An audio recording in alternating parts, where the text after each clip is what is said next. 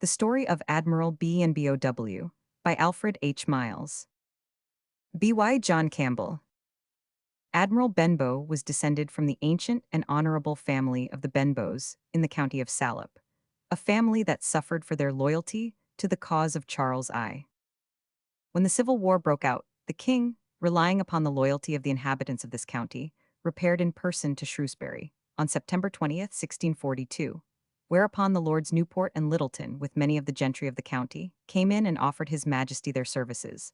Among these were Thomas Benbow and John Benbow, esquires, both men of estates and both colonels in the king's service, of whom the latter was the father of our admiral. After the execution of Charles I, his followers retired into the country and lived as privately as they could. But though their interests were much reduced and their fortunes in a great measure ruined, their spirits remained unbroken, and when the time came they acted as cheerfully for the service of King Charles II, as if they had never suffered in the cause of his father. When therefore Charles II marched from Scotland towards Worcester, the two Benbows, among other gentlemen of the county of Salop, went to attend him, and after fighting bravely in his support were both taken prisoners by the parliamentary forces.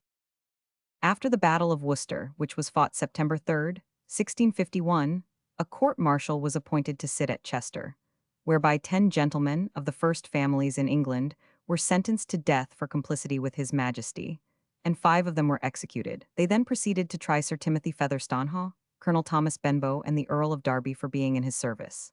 They were all condemned, and in order to strike the greater terror in different parts of the county, the Earl of Derby was adjudged to suffer death on October 15th at Bolton, Sir Timothy to be beheaded on the 17th at Chester, and Colonel Thomas Benbow to be shot on the 19th at Shrewsbury.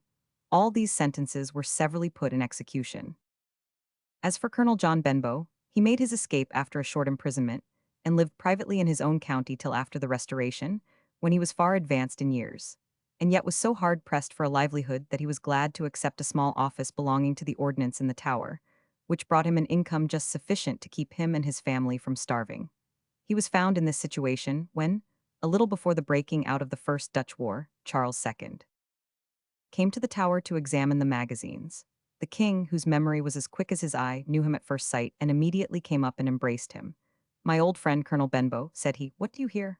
"I have," returned the colonel, "a place of 80 a year, in which I serve your majesty as cheerfully as if it brought me in 4,000.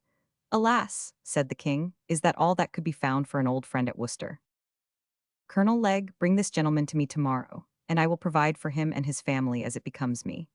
But the poor old colonel did not live to receive, or so much as to claim, the effects of this gracious promise, for his feelings so overcame him that, sitting down on a bench, he breathed his last before the king was well out of the Tower. Thus both brothers fell martyrs to the royal cause, one in grief and the other in joy. John, the subject of this sketch, who was then about 15, had been bred to the sea, probably in some lowly capacity, although even in Charles II's reign he was owner and commander of a ship called the Benbow frigate, and made as respectable a figure as any man concerned in the trade to the Mediterranean. He was always considered by the merchants as a bold, brave, and active commander, one who took care of his seamen, and was therefore cheerfully obeyed by them, though he maintained strict discipline.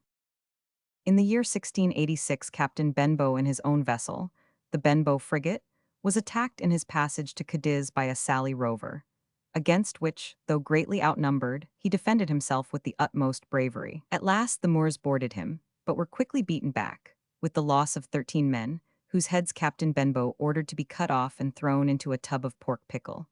Arrived at Cadiz, he went ashore and ordered a negro servant to follow him with the Moors' heads in a sack. He had scarcely landed before the officers of the revenue inquired of his servant what he had in his sack. The captain answered salt provisions for his own use.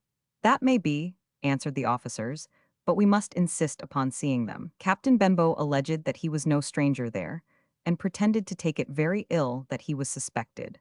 The officers told him that the magistrates were sitting not far off, and that if they were satisfied with his word, his servant might carry the provisions where he pleased, but that otherwise it was not in their power to grant any such dispensation.